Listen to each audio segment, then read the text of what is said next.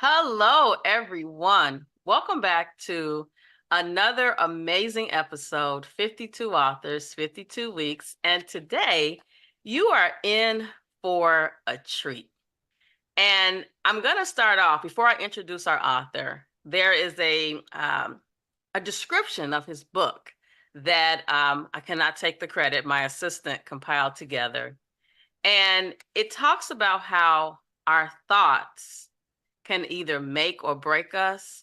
And when I saw that, literally tears started to roll down my eyes because I know it to be true.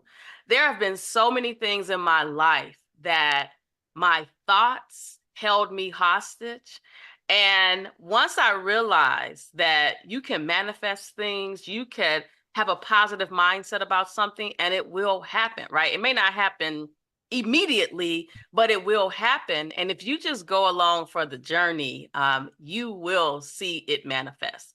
So my author today is Rahul Karan Sharma, author of the book Habits with the number 4 Miracles. Design your life your way. Welcome to our show today. Thank you. Thank you, Dr. Lisa, for having me on the show and taking the time to read the book and then be prepared for this conversation. Really appreciate all the effort that you take and the work that you're doing for the community. Appreciate it. Thank you. And not only read the book, but write in the book, highlight in the book. I am that type of reader that when I'm reading, I kid you not, I'm reading, I'm reflecting, sometimes I'm crying. Mhm. And when I'm done, I just feel so much better. I'm like rejuvenated, right? My legs could be hurting, and I could just sit down and read a book, and then things can change. Like in the book, you make this statement, then it hit me. I was out of practice for sure, right? Sometimes you have those moments, and I have a place where I read my books, and I'm in Chicago, right? So sometimes it's a little chilly. So I'll have Mhm. my blanket, I'll have my cup of tea. I always have a cup of tea because it's my favorite thing to do. And I just sit there and go into my zone. And it's such a happy place that my desire is that everyone can experience a happy place, whatever that is. Mhm. So tell us, before we get into the book, and just we're not going to tell them all the things about the book because we want them to purchase their own copy of the book. But just outside of the book, tell our listening, viewing audience about you, who you are, and who you serve. Absolutely. So my name is Rahul Karan Sharma, based in Washington, D.C. metro area. I help young leaders, managers become empowered leaders. And I also have a great desire to support our student community to help them to build their design, build their life their way. And when I was writing this book, it was the students were in my mind because as a student, I also got lost. And with God's grace, I had great mentors, great professors, good friends who guided me to where I am today. And I thought that this book would be better served to them. And healthy habits, if inculcated early on, would give them the benefits for the lifetime. So I'm a servant leader, and I really love to help people to live the life their way. I love it. And not only live the life their way, but actually live their life, right? Mhm. I think oftentimes we forget that we each only get this one life, right? Now, of course, some believe in the afterlife and all those things, but I believe that the time to do things is now. It's not, let me get myself prepared. You should be preparing every day, right? That's what it means to have habits. And habits for miracles, for me, I am along for the journey because I believe in miracles. I believe in making something a habit. I recently I had this, and this is not about the book, but this is just speaks to habits. So I purchased this vibration machine during the pandemic, and it was downstairs in my basement in my workout room. And I was like, you really need to get on this every day. How can you make it a habit where it's something that you do every day? So this is what I did. I brought it from upstairs. I put it in the bedroom. And so once I get out of the bed in the morning, I will see it. And so seeing it allows me to actually get onto it as opposed to having to walk down the steps, right? But Mhm. then I didn't stop there. So once I come out of the bedroom, I go down the steps. I have this, I think it's called a chair elliptical where you sit in it and move your legs, right? Mhm. So on the days where I'm not going to work out, those are two things that I've set up visual cues that there's something that I must do. Same thing with my journal that's on the side of my bed, right? I know that this is something that I have to do. And it's not for everybody else, it's for me, right? At 51, who looks like I'm 25, I want to live. Absolutely. Mhm. I want to live for a long time. My grandfather currently is 103 years old. And Wow. I know that in order to get to that place, that there are habits that I have to have in place. And so those actually work for me. And I didn't realize how powerful it would be until it was happening. Like I literally would just, first of all, when I wake up, I say, thank you, God, for another day, right? But then Mhm. I go to the bathroom and immediately I go on the machine. And during this time, I can listen to some soft music and I look up and the time is over. And it Mhm. didn't take a whole lot of energy. It just took me changing my mindset to make it a habit. Absolutely, absolutely. And I think most of the time we feel that for us to inculcate a habit, we need to do it for more time. And that is probably in my view, it is more than a myth. It's about the consistency. You do it for 5 minutes, but you do it on a daily basis. That will probably make a difference in building that habit. And you rightly mentioned seeing it. I have heard and I have followed that the goals, you need to write your goals in front of you. It has to be in your room. It has to be in those common areas. Why? Because when you see it, then you get your mind focused on those goals. So Yeah. same thing is with the habits. Stay consistent. Do it small. Start small, but do it consistently. I love it. I love it. And you know what? The consistency part, I think, is something, if we all will be honest, that from time to time we struggle with. But then also, I believe that maybe it's not exercise, maybe it's not reading, but maybe it's something else that you do for you consistently, such as learning something new. I recently got into doing some creative things away from the computer, right? On the computer, I could do lots of creative things. But if you take me out of the computer and say, okay, I want you to stitch this or cut that, I was like, but once I actually started doing it, I was like, I like this. And it's as enjoyable as reading the book, um, as doing something different. But I had to make sure I was open minded about it as opposed to saying, no, I'm not going to do it. Absolutely. So we need to have that growth mindset in us, embrace that change. And Dr. Lisa, what I have observed is sometimes we fear change, and most of the time it happens that when you indulge in that change, you like it. You like doing what you did. So my request to all our listeners would be is don't think about what would happen in the past, in the future. Just focus about doing things. It would be an experience. And if in the past you also had a similar experience like mine, that you were not, you were double-minded, but you went for it and you just loved it. So next time, whenever you're trying to do something new, just go back to that memory lane that, man, I was not going for it, but I did it and I enjoyed it. So next time, do that as well. That will be very, very helpful. Absolutely. And I'll share with you something. One of the things that I say this over and over again in most of the episodes, that I don't do initial meetings with my authors. We literally come on, we're in Zoom, right? We chat for about 3 to 5 minutes and then I start recording. So something that you don't know is that in my book, Grow With Me, chapter 12 is about faith over fear. And just hearing you say, just do it, really brought chills down my arms, because I remember a time where there were a thing in particular that I knew I needed to do, but I was afraid.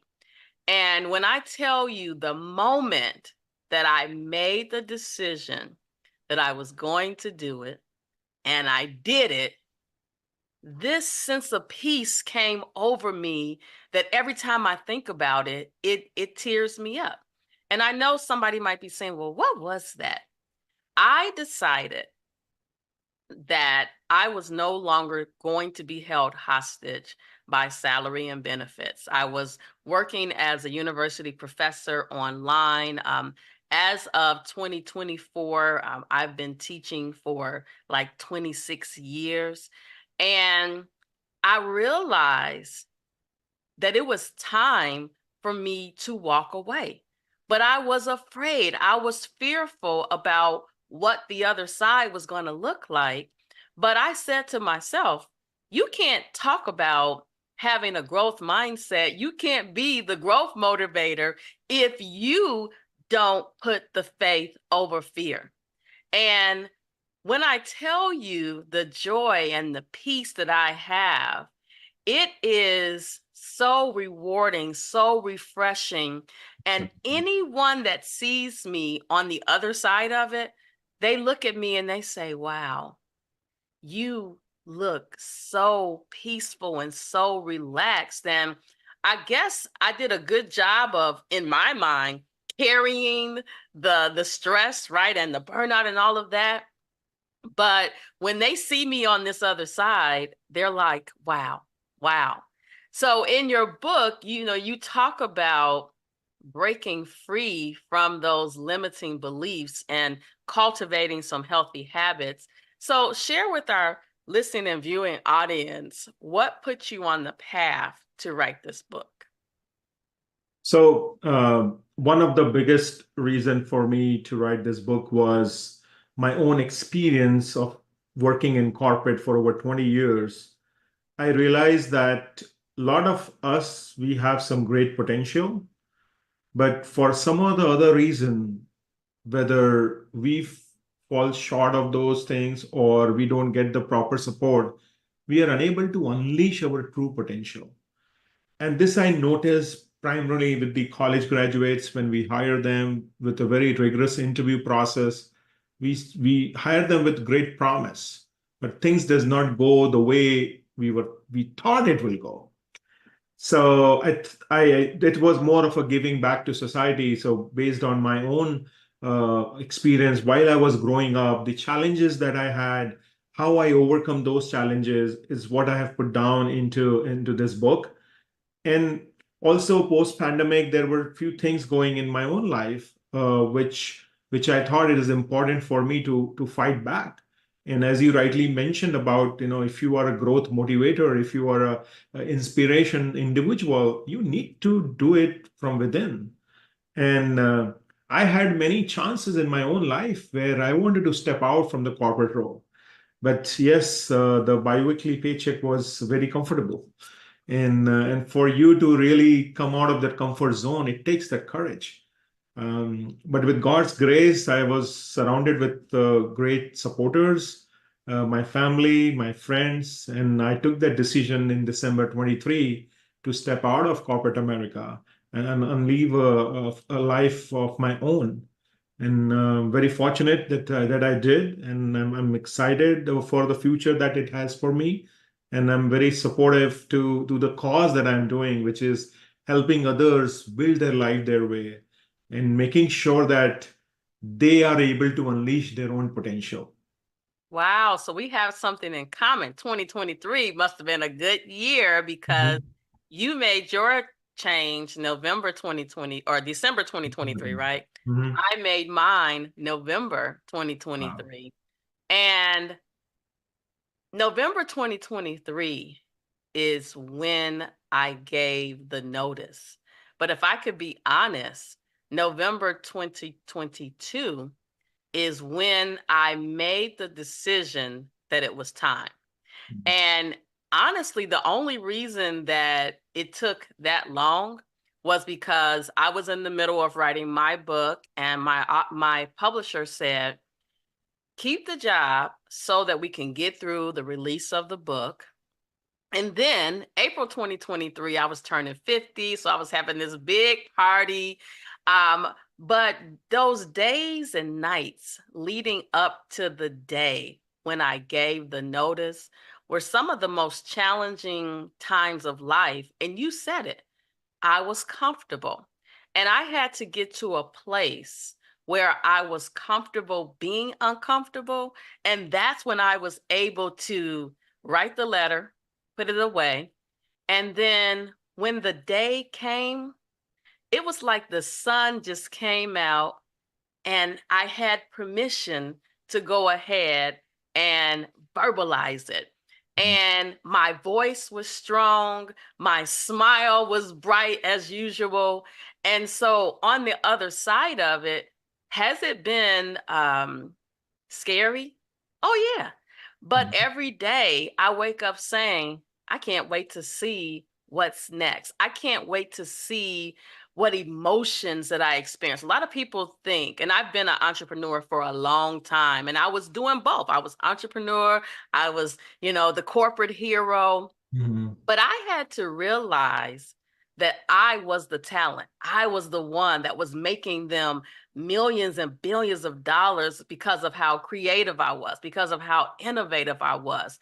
Anytime there was anything new, new technology, I made it a habit to be the first person to go all in.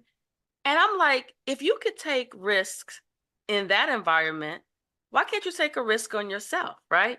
Mhm. And so once I broke free from that limiting belief that I needed the salary, and this was the interesting part, my husband was like, I 150% support you in this journey.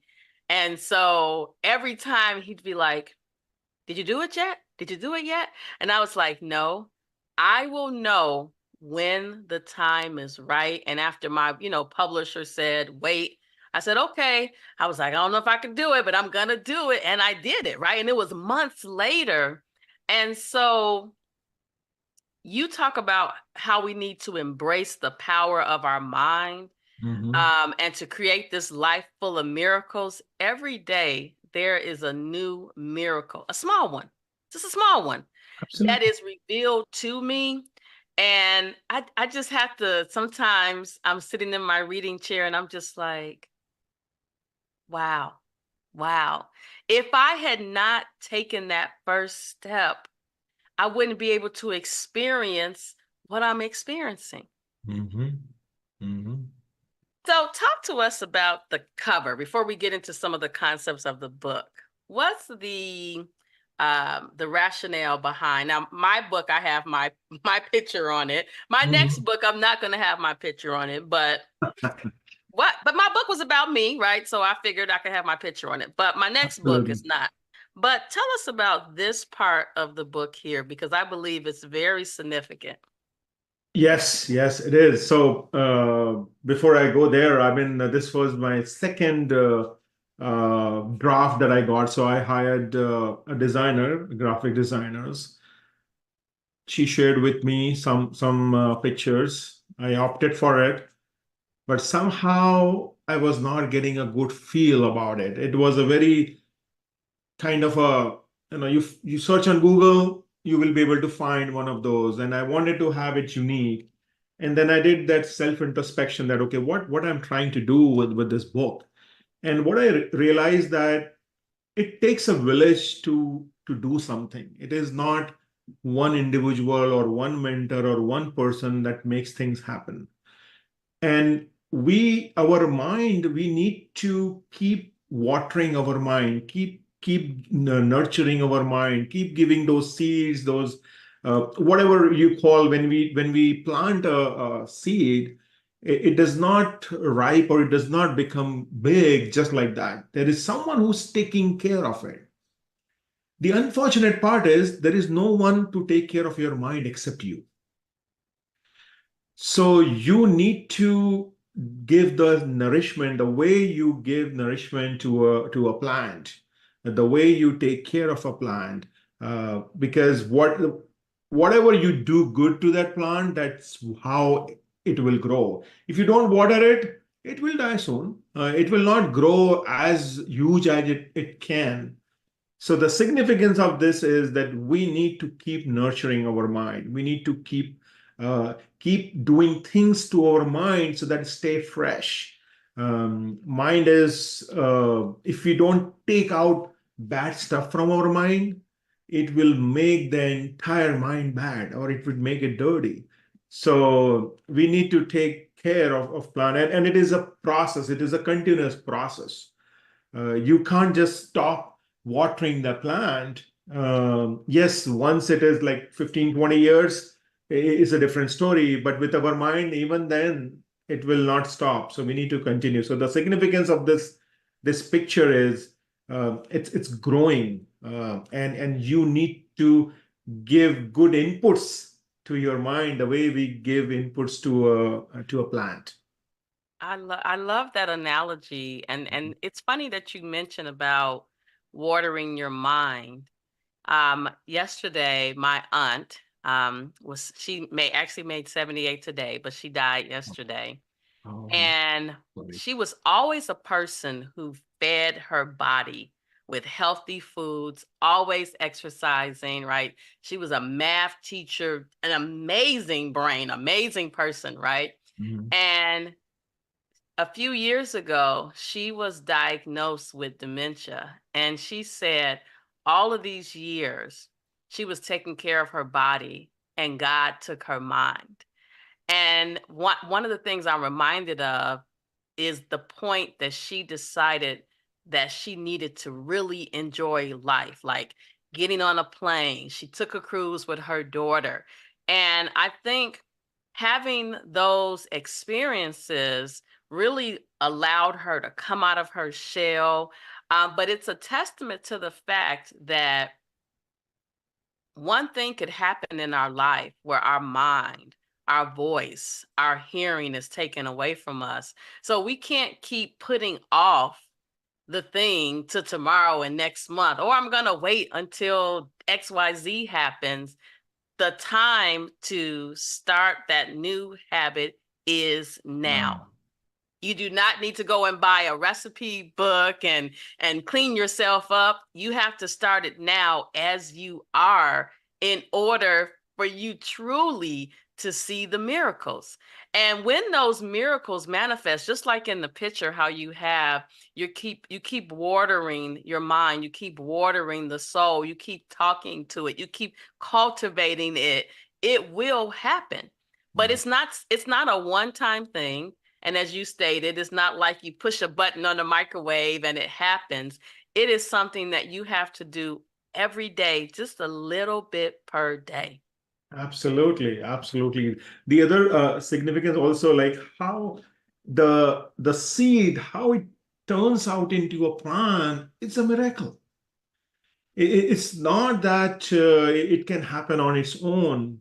And I think you rightly mentioned that you can have miracles on a daily basis. And that is how I define miracles when I was talking about the book title. It's not about that supernatural power. Anything that you could not do before and you are able to do now is a miracle. So we all have the greatness in us to create our own miracles. It's just we need to stay focused and stay consistent in what we do. I love it. I love it. So there's a couple of features of the book that I absolutely love. And I'm even wondering if the second edition needs to have a journal to go with it. So there's a couple of things I like. So number one, I as I'm reading books, I'm thinking about how I want my next book to be.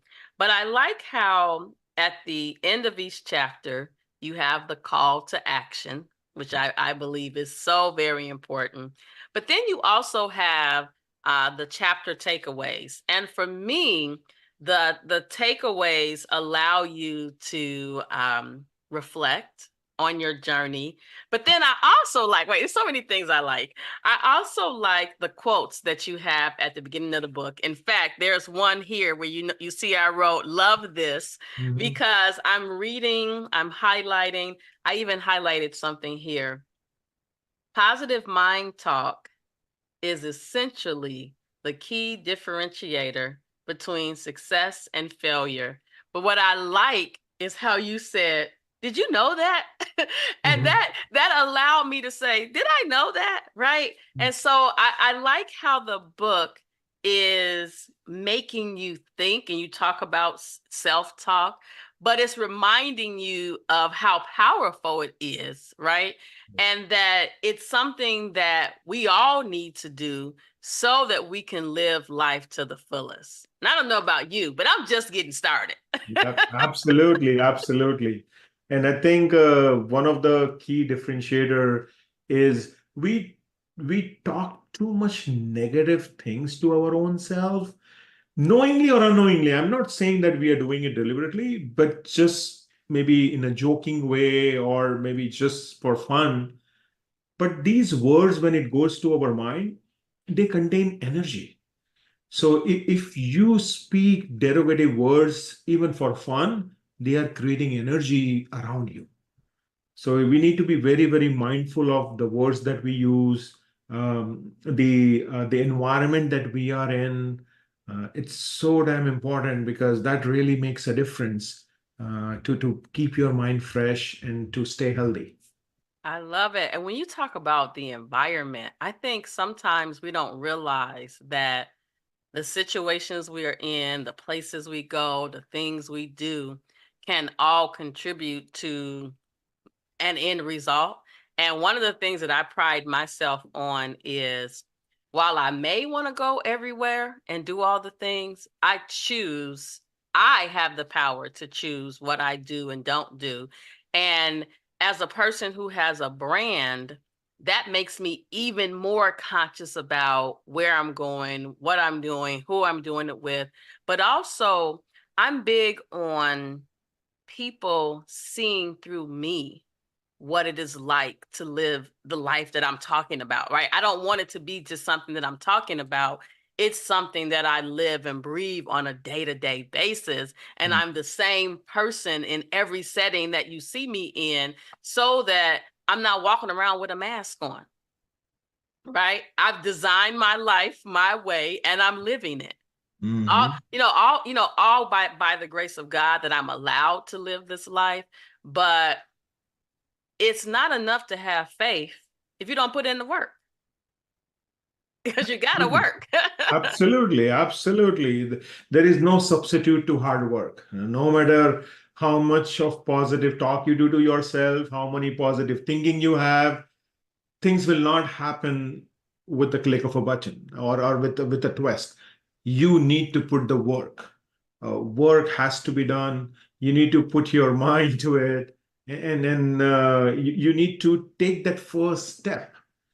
That taking that first step is like a half battle done won. That is what I believe in. Absolutely.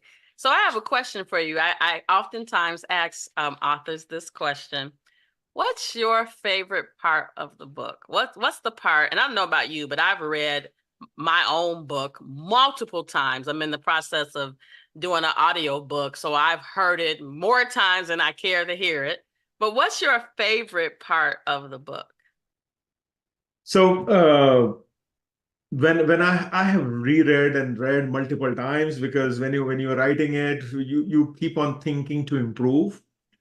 And every time when I was on this patch it really struck to me, and that was more about the analyzation part.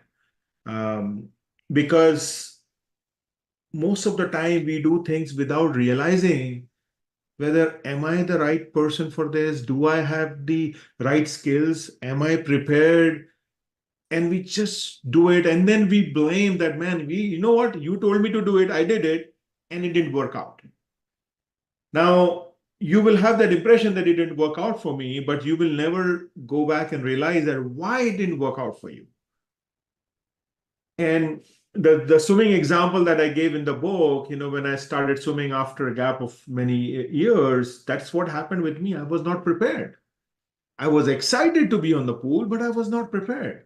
And I had to put some work, before I can come back. So oftentimes we are not prepared. We do not, take directions. We think we know it all. Most of us, we do not believe in that a mentor or a coach.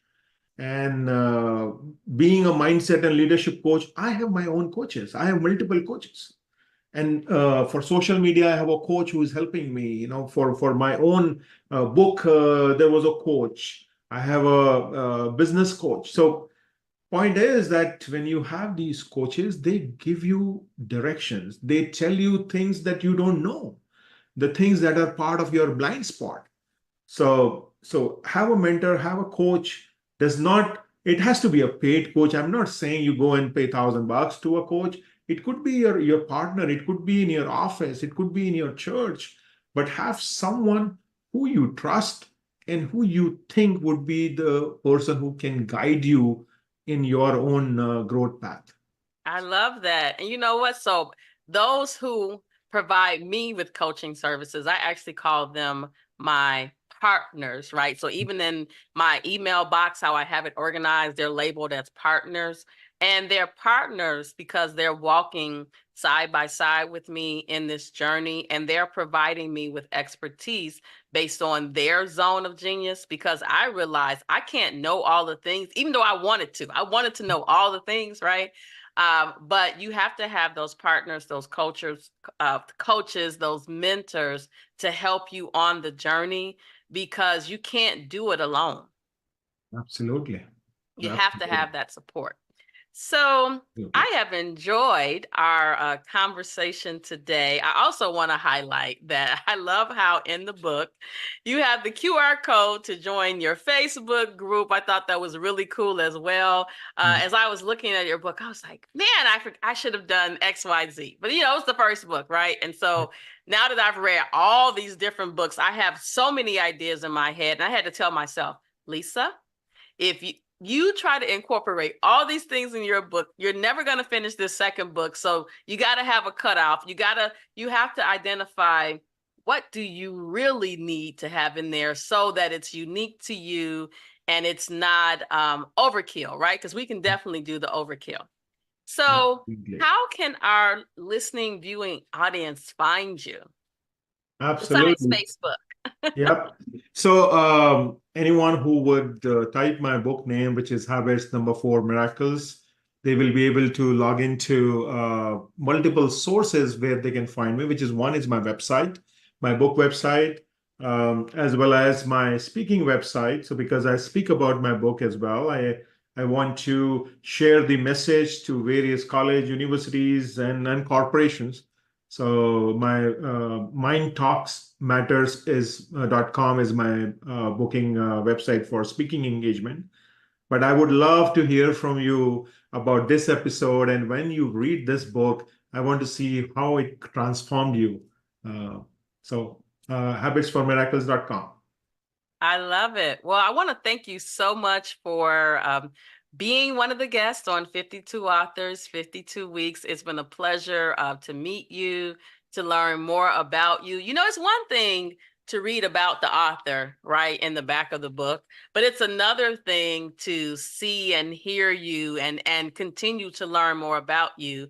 And I joke about this all the time. I'm going to continue 52 Authors, 52 Weeks, as long as I'm physically able to do it. But I said, I got to have the reunion, right? So that we can all talk about what happened the last 12 months, right? What's new? How have we grown?